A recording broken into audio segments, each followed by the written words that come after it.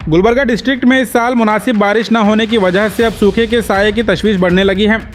इसी सूरत हाल का जायज़ा लेने के लिए district incharge minister Priyank Kharge ने डिस्ट्रिक्ट के मुख्तलिफ इलाकों का दौरा किया।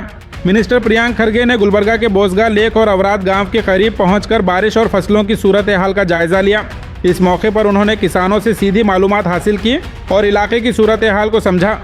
मीडिया से बात करते हुए प्रियांक खरगे ने कहा कि यह मसला सिर्फ जून से जुलाई तक का नहीं है, बल्कि हमें अगले जून से जुलाई तक अपने वाटर सोर्सेज और वाटर रिजर्व्स को बचाए रखना होगा।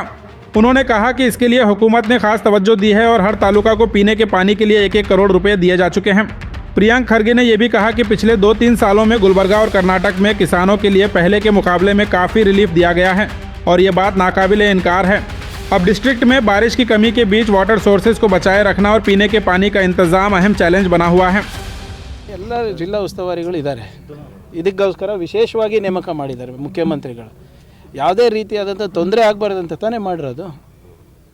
ಈಗ ನೀವೇನೇ ಹೇಳ್ಬೋದು, ಒಂದು ಮಾತ್ರ ಒಪ್ಪಬೇಕಾಗ್ತದೆ, ಕಳೆದ 2-3 ವರ್ಷದಲ್ಲಿ ಹಿಂದೆ ಕಾಣದಷ್ಟು ನಮಗೆ ಪರಿಹಾರ ರೈತರಿಗೆ ನಾವು ತಂದು ಕೊಟ್ಟಿದ್ದೀವಿ ನಮ್ಮ ಜಿಲ್ಲೆಯಲ್ಲಿ ಮತ್ತು ನಮ್ಮ ರಾಜ್ಯದಲ್ಲಿ.